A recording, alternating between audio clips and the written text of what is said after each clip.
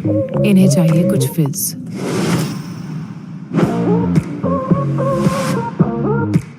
It's time to feel it.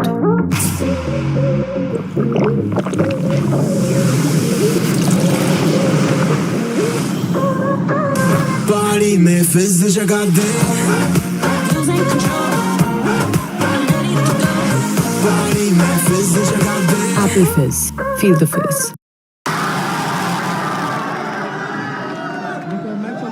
एगो बात कहता नहीं हम रौनी से कि हमार ई आदत ना हो। ना ना मत तोड़ी, ओकरे के मत तोड़ी। ना ना ना ना ना एकदम हाँ रह दी खड़ा कर दी। हमार ई आदत ना है कि रौनी के नीचे रही लगिन और हम ऊपर खड़ा होके भाषण दी। लेकिन समस्या का बा कि भीड़ इतना ज्यादा बा कि हमार बात लोग तक ना पहुंच पाई, तो हम मजबूरी में यहाँ आयल बानी। ही आना तो हम नीचे से बोलती रौनी के आराम से सुनती लगी। हमरा लेके संसाधन नहीं खे, व्यवस्था नहीं खे। जितना में बा उतना में हम काम चलावता नहीं। हमरा कसम से कहता नहीं, उम्मीद ना रहे कि इतना लोग यहाँ आई। हमरा ना उम्मीद रहे।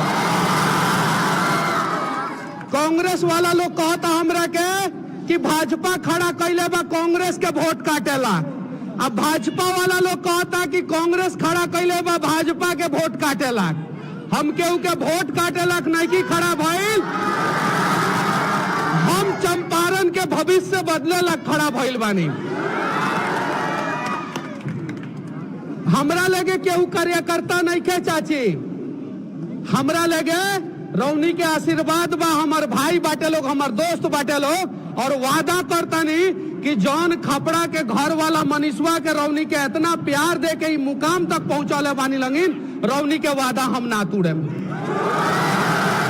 ई वादा करता नहीं। हमरा बहुत अच्छा लगी अगर हम रौनी के बीच में खड़ा होके बोलती तो हमरा और अच्छा लगी। लेकिन एकरा के दो एंगल से देखल जाओ। एक तो रौनी के बहुत प्यार देता नहीं लगिन, देह पे लोग चढ़ जाता, ठीक बा, तो ओसे हम बोल नहीं की पावत, लोग तक बात नहीं के जा पावत।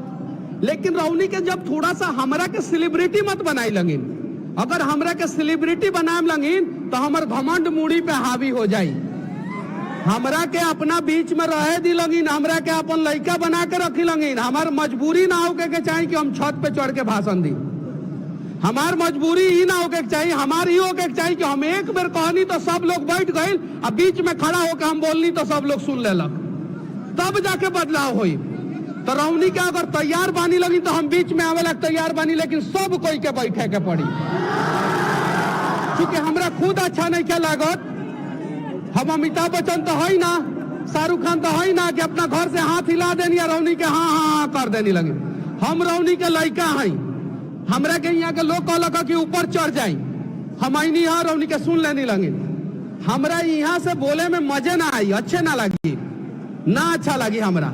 हम बोली लगिन कि कहाँ आ जाई, वहाँ हम खड़ा हो जाए और रौनी के बीच में आके बोले, रौनी के बीच में आके बोले। लेकिन यहीं से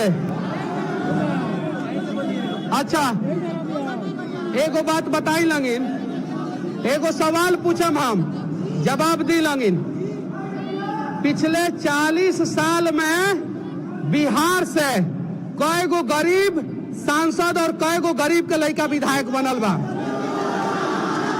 40 साल से हम बात करता नहीं, पिछला 40 साल में कई गो गरीब के लड़का सांसद और विधायक बनल बा। रौनी के बताई लगिन, एगो के नाम बताई लगिन, एगो के नाम। अब की दाव ना भाजपा के वोट जाई ना कांग्रेस के वोट जाई, अब की दाव गरीब के वोट गरीब के जाई। जाई कि ना जाई, जाई कि ना जाई, जाई कि ना जाई। देखी भैया, आज रउआ संगे फोटो हो या ना होई, आज रउआ संगे वीडियो हो या ना होई, लेकिन मनीषवा वादा करता कि सदन में चल जाइए, ओकरा बाद से रउआ घर है, कोनो भी सुख दुख पड़ी मनीष कश्यप रउआ संगे खड़ा रही। ब्लॉक में समस्या होता कि ना रौनी के, थाना में समस्या होता कि ना होता, कचहरी में समस्या होता कि ना होता, होता कि नहीं क्या होता, घूस लागत कि नहीं क्या लागत, तो जब ये सारा समस्या बा तो मोदी जी आके समाधान करी, यहाँ पे राहुल गांधी जी आके समाधान करी, लालू जी आके समाधान करी, नीतीश जी आके समाधान करी। अगर ये चारों लोग आके यह समाधान नहीं के कर सकत तो ये मनीषवा समस्या के समाधान करी वादा करता है। एक बार चुनी लगी रही हमें कई गो करोड़पति लोग खड़ा बा, कई गो करोड़पति लोग खड़ा बा, एक आदमी केहू करोड़पति बा यहाँ, सब गरीब परिवार के लोग बा। लेकिन एगो बात याद रख लेंगे, अभी हम यहाँ आयल बानी, अभी तक जितना भी गांव में या बाजार में कार्यक्रम कैले बानी में सबसे ज्यादा भीड़ यहाँ भइल बा, सबसे ज्यादा। आज के बाद से नेता लोग के लागी गाड़ी दौड़े, यहाँ लागी दौड़े आ लागल जाए फोरे कि हाँ है आजा है। अच्छा कसम से बोले लगिन मंदिर में खड़ा बानी लगिन, केहू के फोन कैनी हम, एक आदमी के केहू के फोन कैनी हम ना कैनी है, तबो हमनी के प्यार देता नहीं लगिन। ई मंदिर प्रांगण में खड़ा बानी, चाचा दीदी वादा करता नहीं कि हमरा से जितना होई कसम से बोले मंदिर में खड़ा बानी लगिन, केहू के फोन कैनी हम प्रयास करे भी वादा बाटे। बहुत उम्मीद से गंजी में चाचा देखा तानी, एगो बात बोली बुरा ना मानम लगिन, हमरा के अश्लील ना कहम लगिन, हम सच्चाई बतावतानी। अभी एगो छोटका चुकुन गांव में रुक रही है, यहाँ से पहले हम देखनी है ना तो आंख में आंसू आ गई रहा। एगो माई के प्रणाम कहनी है, केकरा के माई के 40-45 साल उम्र रहा वहाँ के। एगो बात कही बुरा ना मानम लगिन, वहाँ के ब्लाउज तक तर साड़ी फाटर रहा। PPO rate at NIA, it has changed like anything. I mean, it has increased like anything. It was almost 56% increase this year we have received from the replacement offers. So we concluded our placement process with the highest package that got to 22 lakhs and the average is 12.3.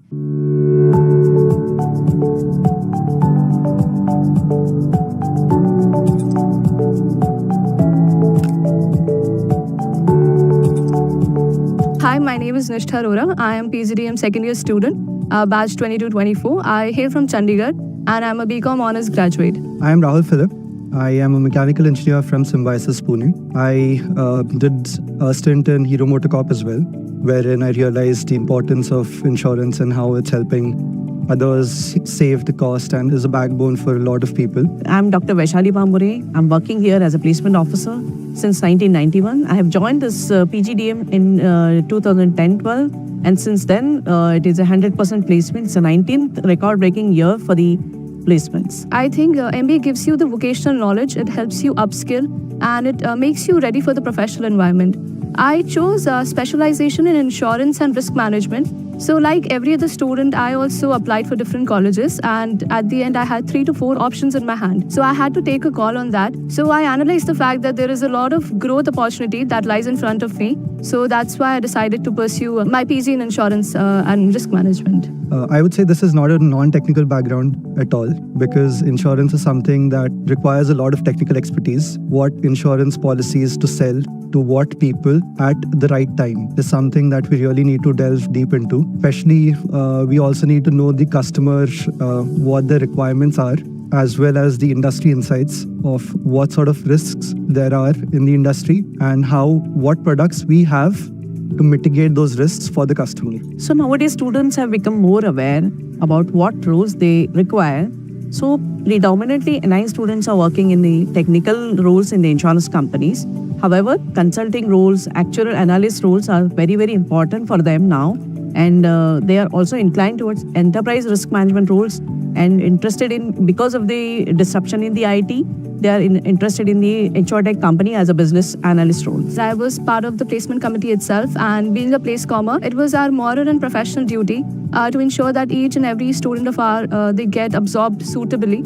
So to ensure that, we had engagement with the recruiters, and our main goal and priority was to align students' interest with the right mix of recruiters. Insurance is an area where you see a lot of technology can be implemented, and we are very slow as an industry to implement those technological shifts that are happening. I found out that in insurance industry, there are a lot of legacy processes that happen that are very manual and redundant. I wanted to change that, starting with the placement committee itself, wherein we have transformed how students report their SIP feedback from the placement process, how it takes place. We built solutions for improving those processes, which we saw can be improved. Students are predominantly working in the general insurance side. Now they are more aware about which department they would like to work, which side of insurance they are interested in working.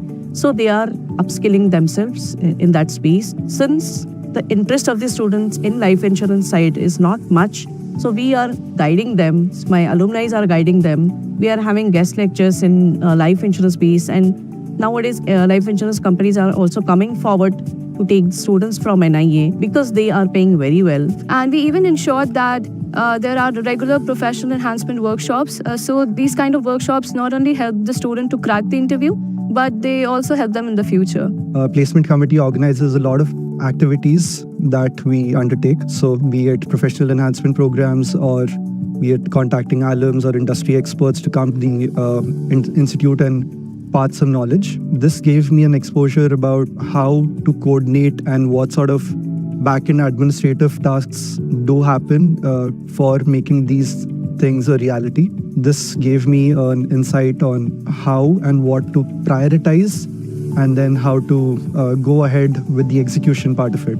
This has immensely helped me in the professional area as well, wherein I saw in my summer internship the way that I conducted myself, the way I strategized, looked into each of the problems, divided the problems into smaller segments, tackled each one of the segments individually, and then came out with a solution which at the end of the day also gave me opportunity, a pre-placement offer in the company that I was interning. So coming years, we are definitely focused on quality summer internship. We are going to call those companies who can offer, technical roles, and of course, any roles which students like as per the student interest, and which can convert it into PPOs. Because PPO rate at NIA, it has changed like anything. I mean, it has increased like anything. It was almost 56% increase this year we have received from the pre-placement offers. In fact, this year we projected also that we'll be getting 50 to 60 PPOs, and we could achieve 57 PPOs this year. I mean, almost half of the batch got placed through pre-placement offers.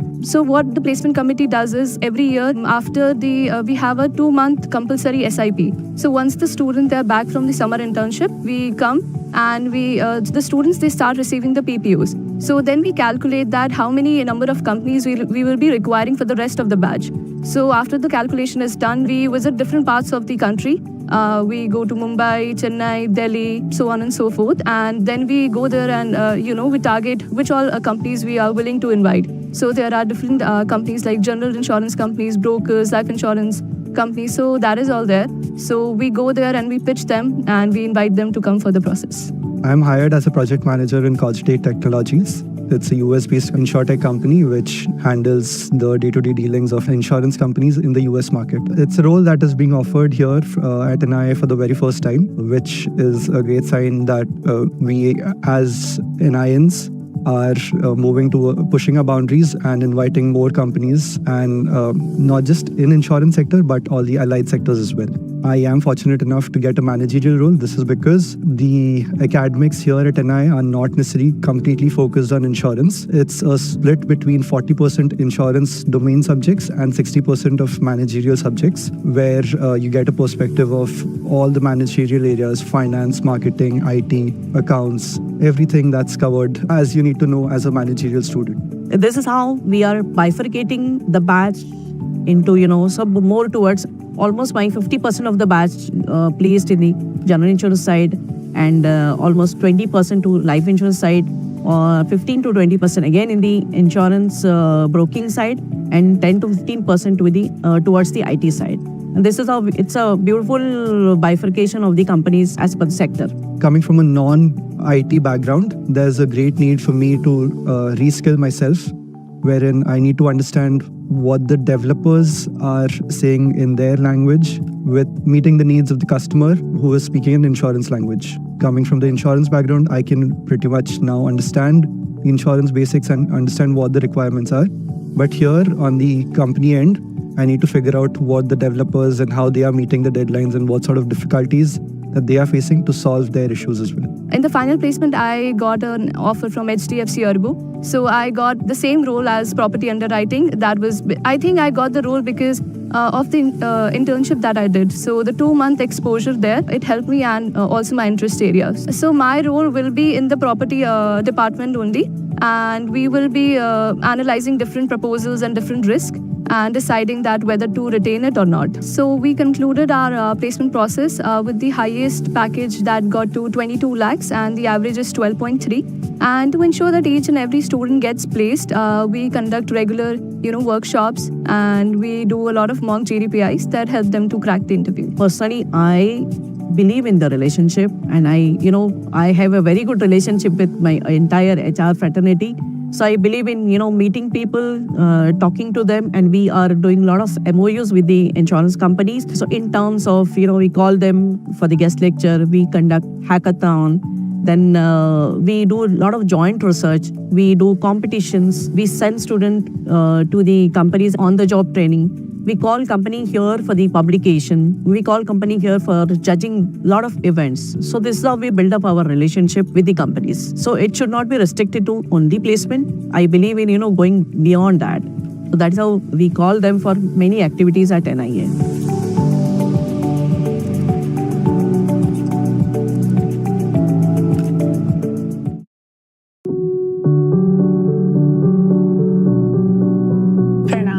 मैं हूँ doctor आरजू, और मेरे नाम की ही तरह मेरी आरजू रही है यादों को संजोने की शब्दों से। आईटीसी सनराइज मसाले की स्वाद बिहार का के इस पहल के तहत जब मुझे मौका मिला तो ऐसा लगा जैसे मेरे बचपन की सारी धुंधली यादें ताजा हो गई हो। यादें जो दिल के एक कोने में बसकर उसे घर कर दें, ले आए खींचकर अपनी गलियों में और उन गलियों को सारा शहर कर दें। जूड़ शीतल पर दुलार वाली थप्पी, चौक पर की मूढ़ी कचरी, उंगलियों में फोफी वाली अंगूठियों का ठाठ, नारंगी सिंदूर वाला श्रृंगार, हर सनिचर को चचा के दुचक्का पर की सैर, इंतजार हर मंगल को लगने वाले गांव के बाजार का। ये यादें जो जीवन का सार है ना, यही तो है स्वाद बिहार का। स्वाद ऐसा जो चढ़े जीभ से और फिर जहन में बस जाए, स्वाद ऐसा जो जोड़े रखे जड़ों से और टहनियों सा आपको बढ़ने भी दे, स्वाद ऐसा जो फटकारे बड़ों सा, स्वाद ऐसा जो उनसा दुलार भी दे। दरभंगा महाराज जो खाते थे मछली हम वैसी खाते हैं।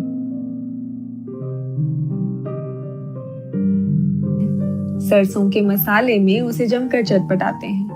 एक मिनट, बस लिट्टी चोखा ही जानते हैं क्या आप? रुकिए जरा, होली में मालपुए, जूड़ शीतल में कड़ी बड़ी, ठंड में घुगनी, दल पिट्ठी, ओल की चटनी। जी हम व्यंजन तो 1000 बनाते हैं। पटना में चाट, चंपारण में मटन, सावन भादों में डोका, सिलोट पर हाथ से पिसे गए मसाले, ये लगी सीटी, वो लगा छौंका, और ये जिस छौंके की सनसनाहट तुम हर थाली में ढूंढ रहे हो ना, यही तो स्वाद बिहार का है ना।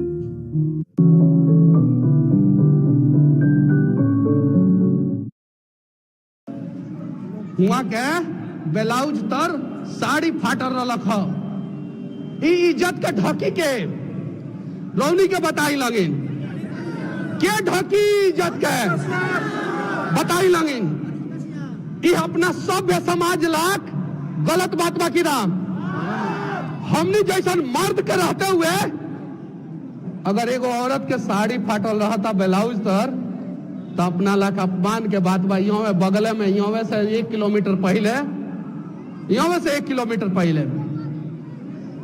दृश्य के बदले के बा चाचा, चाहे कुछ भी हो जाए।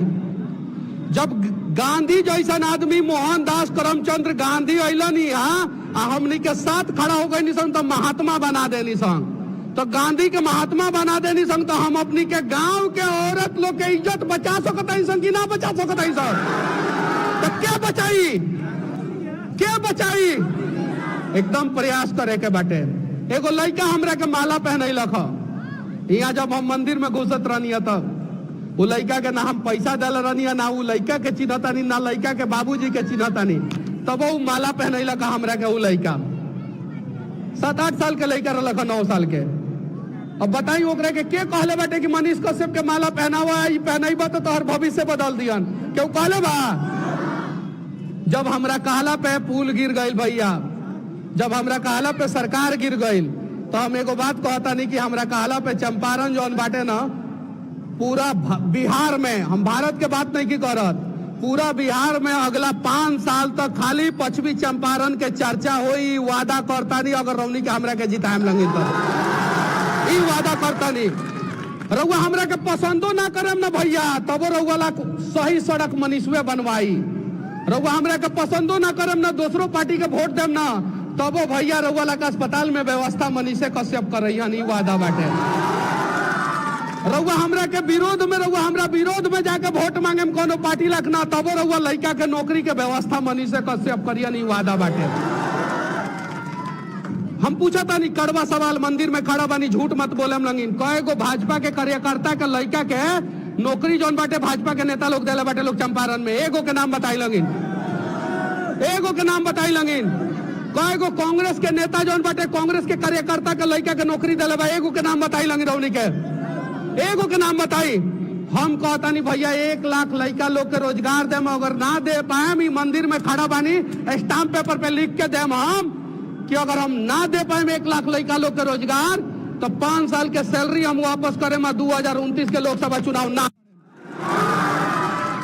अगर झूठ बोले के ही बाटे तो नेता लोग भी झूठ बोलता समझी कि हमू झूठ बोलता नहीं। एक बार ई लबरा पे भरोसा कर ली लंगी, समझी हम लबराइये बोलता नहीं, लेकिन एक बार एगो गरीब लबरा पे भरोसा करी। भरोसा बाटे कि ना? यहाँ चाची के बोलौले बा, हई औरत लोग के बोलौले बा, हेदे औरत लोग खड़ा बा के बोलौले बा, उन्हें भाई लोग खड़ा बा के बोलौले बा, क्यों बोलौले बा? नहीं के ना बोलौले तब वो वहां लगिन के आशीर्वाद और प्यार देवे आइल बानी लगिन कि ना हमरा के देवे आइल बानी ना। बिनती बाटे भैया हमरा लगे देखी हमर सबसे बड़का सभा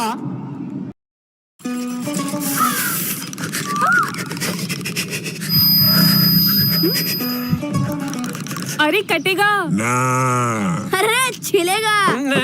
फ्लेक्सी हेड वाला जिलेट गार्ड, अब ना कटने छिलने का डर, शेव कर बेफिक्र, मलमल जैसा शेप मिले। जिलेट गार्ड शेव कर बेफिक्र। अगर कोनो पंचायत और गांव में भइल बा तो वो यहाँ भइल बा। आ कमाल के बात बा कि यहाँ कोनो फील्ड में ना मंदिर के कैंपस के अंदर भइल बाटे। भगवान के आशीर्वाद बाटे ही मनीषवा पे। कितना ठेकेदार से और कितना भ्रष्टाचारी लोग से लड़ के आ दू गो सरकार से लड़ल बानी। कई गो सरकार से? आ 2 गो सरकार से लड़ के आ राम मंदिर बने से 1 महीना पहले, उद्घाटन होके से पहले 1 महीना पहले जेल से निकल गई 9 महीना के अंदर। निकलनी की ना? अयोध्या में जाके राम जी का आशीर्वाद भी लेनी की ना? और ओकरा बाद से यहाँ के जौन बाटे राम जी के पदचिन्हों पे चले के प्रयास करता नहीं कि हमनियों के वो मर्यादा पुरुषोत्तम रहलन तो हमनियों के मर्यादा के पालन करते हुए एगो अच्छा सांसद बन सकी संग। आशीर्वाद दम लगिन की ना? देशभक्ति में कहीं कमी बा? कहीं हमरा धर्म के बारे में क्यों उल्टा सीधा बोलेला तो हम बर्दाश्त करे नहीं? दूसरा के धर्म के हम कबो अपमान कैले बानी? हम अपन गरीब लोग लग लड़े नहीं कि ना लड़े नहीं? हम काबिल